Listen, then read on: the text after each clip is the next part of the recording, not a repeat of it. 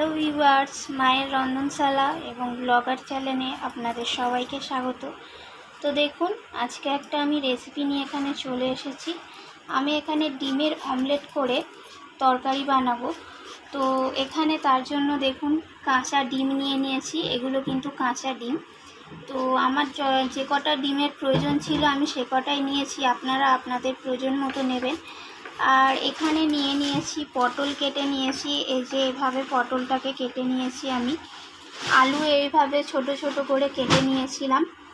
আর এখানে নিয়েছি আমি একটা বড় সাইজের টমেটো, সেটাকে কুচিয়ে নিয়েছি। আর এখানে কিছুটা আমি ধনিয়া পাতা কেটে নিয়েছি। আর সাথে এখানে রয়েছে তেজপাতা। তো চলুন বেশি কথা না বলে পরবর্তী স্টেপটা রান্নার দেখানো যাক। প্রথমে আমি একটা কড়াই বসিয়ে নিয়েছিলাম। এরপর আমি এতে কিছুটা সর্ষের তেল দিয়ে দিলাম।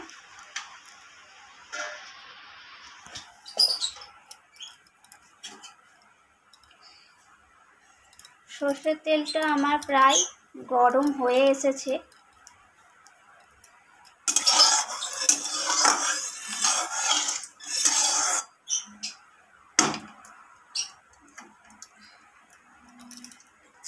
এরপর কেটে রাখা আলুগুলো এখানে আমি তেলের মধ্যে দিয়ে দিলাম।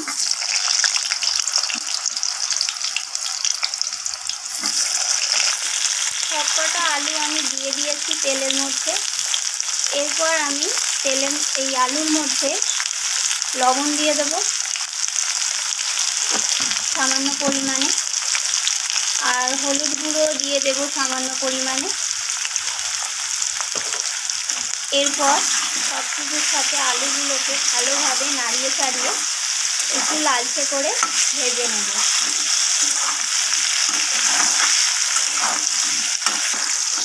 আলুগুলো আমার ভাজা হয়ে গেছে, এর থেকে আর বেশি ভাজার প্রয়োজন নেই। এবার তেল থেকে আমি উঠিয়ে নেব আলুগুলোকে। এরপর ওই একই তেলের মধ্যে কেটে রাখা পটলগুলোকে দিয়ে দিলাম।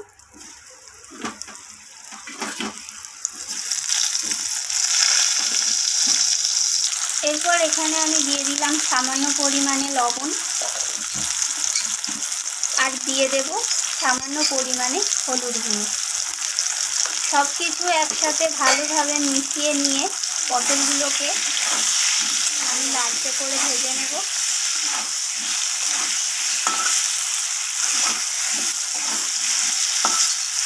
তো পটলগুলো এদিকে ভাজা হতে থাক। তো আমি আপনাদের আরও একটা জিনিস দেখিয়ে দিই, চলুন। তো দেখুন, এখানে একটা আমি গ্লাস নিয়ে নিয়েছি, আর এর মধ্যে যে ডিমগুলো ছিল সেগুলো একটা করে আমি ফাটিয়ে নেব।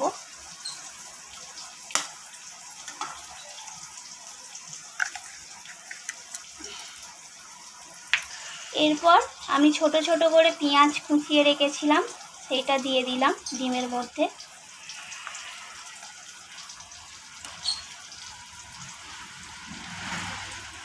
আর দিয়ে দেব লবণ সামান্য পরিমাণে।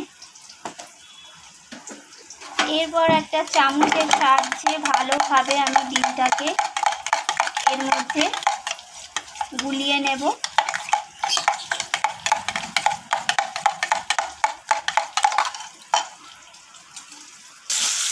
আবার চলে এলাম রান্নার দিকে।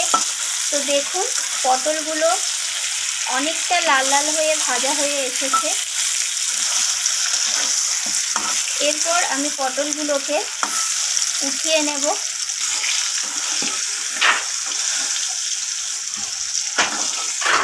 এরপর ওই একই তেলের মধ্যে আমি যে ডিমটা রেডি করে রেখেছিলাম সেই ডিমটাকে দিয়ে দিলাম।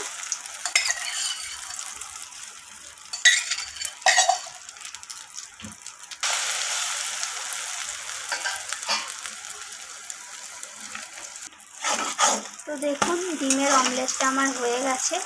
তো এইভাবে আমি প্রত্যেকটা ডিমকে আবারও এইভাবে আমি অমলেট বানিয়ে নেব। তারপর আমি আপনাদের পরবর্তী স্টেপ দেখাচ্ছি। দেখুন, এখানে আমার সবকটি ডিমের অমলেট বানানো হয়ে গেছে। এরপর পরবর্তী স্টেপে আপনাদের দেখিয়ে দিই আমি কি করব। এরপর আমি আবারও কড়াই কিছুটা সর্ষের তেল দিয়ে দিয়েছি। তেলটা গরম হয়ে গেছে। আর এতে দিয়ে দিলাম একটা তেজপাতা। আর এখানে আমি পেঁয়াজ কেটে রেখেছিলাম একটা বড় সাইজের, এই পেঁয়াজটা দিয়ে দিলাম। পেঁয়াজটাকে কালার চেঞ্জ হওয়া পর্যন্ত আমি একটু ভেজে নেব। পেঁয়াজের কালারটা চেঞ্জ হয়ে এসছে। এরপর আমি এখানে একটা কেটে রাখা বড় সাইজের টমেটোটা দিয়ে দিলাম। টমেটোটা দিয়ে পেঁয়াজ আর টমেটোটাকে ভালোভাবে ভেজে নেব তেলের সাথে, যতক্ষণ না তেলের সাথে নরম হয়ে আসছে। এরপর আমি এতে মশলা অ্যাড করে দেব। প্রথমে দিলাম হলুদ গুঁড়ো, 1 চামচের একটু বেশি হলুদ গুঁড়ো দিলাম। আর 1 চামচের লাল লঙ্কার গুঁড়ো দিয়ে দিলাম। আর 1 চামচ পরিমাণ আমি জিরে গুঁড়ো দিয়ে দিলাম।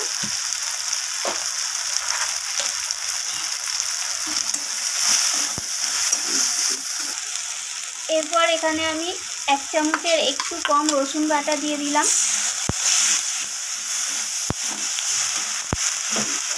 একটু জল দিয়ে দেব মশলাটা যাতে পুড়ে না যায়।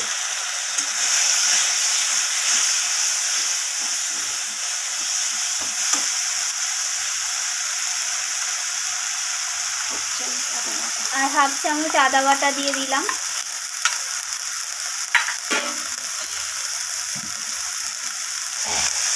এরপর আমি স্বাদ মতো লবণ দিয়ে দেব।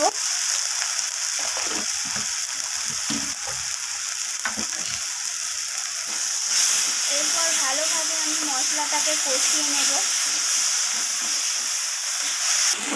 আর স্বাদটা ব্যালেন্স হওয়ার জন্য সামান্য পরিমাণে চিনি অ্যাড করে দিলাম।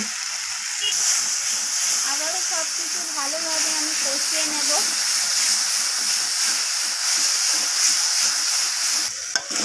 এরপর এর মধ্যে আমি ভেজে রাখা আলু ও পটলগুলোকে দিয়ে দেব। আলুগুলো দিয়ে মশলার সাথে আমি কষিয়ে নেব।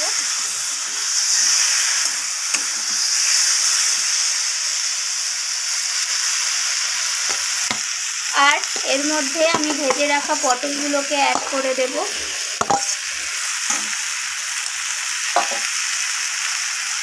আবারও সব কিছু ভালোভাবে একসাথে কষিয়ে নেব আমি। বন্ধুরা, যত বেশি কষাবেন রান্নার টেস্টটা কিন্তু তত বেশিই ভালো আসবে।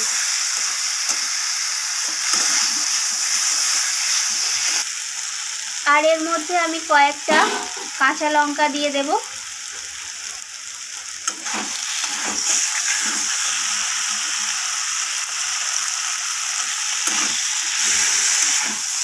তো বন্ধুরা, এখানে আমার সব কিছু ভালো করে কষানো হয়ে গেছে।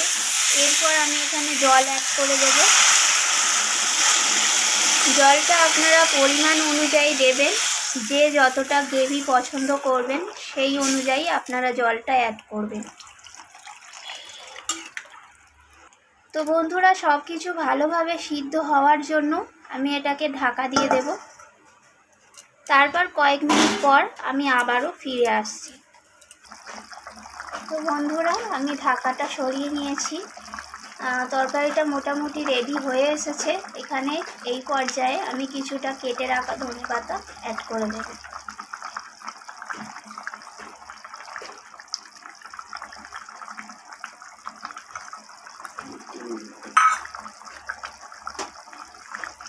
আর যে ডিমের অমলেটগুলো আমি বানিয়ে রেখেছিলাম সেই অমলেটগুলোকেও আমি তরকারির মধ্যে দিয়ে দেবো একে একে।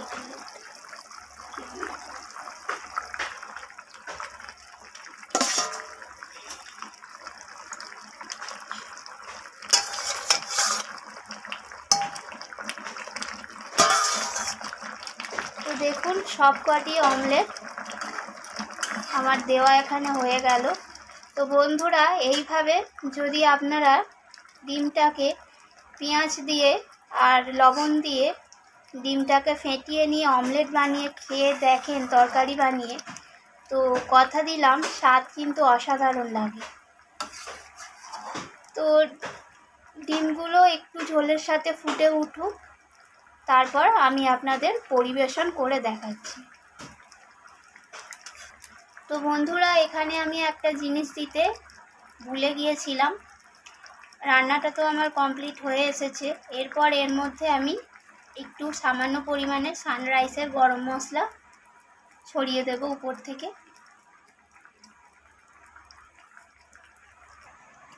তো বন্ধুরা দেখুন, এখানে তরকারির কালারটা দারুণ এসেছে, পুরো একদম লাল টকটক করছে, দেখতে কালারটা দারুণ হয়েছে। তো এইভাবে আপনারা বানিয়ে দেখুন, কথা দিলাম ভালো লাগবে খেতে। আর ভিডিওটি ভালো লাগলে একটা লাইক করে দেবেন আর সাবস্ক্রাইব করে চ্যানেলটির পাশে থাকবেন, আমি যাতে নতুন নতুন আরও ভিডিও বানিয়ে আপনাদের কাছে পৌঁছে দিতে পারি। চ্যানেলটির পাশে থাকবেন। তো বন্ধুরা, এই পর্যন্ত, আবারও ফিরে আসব অন্য কোনো রেসিপি নিয়ে।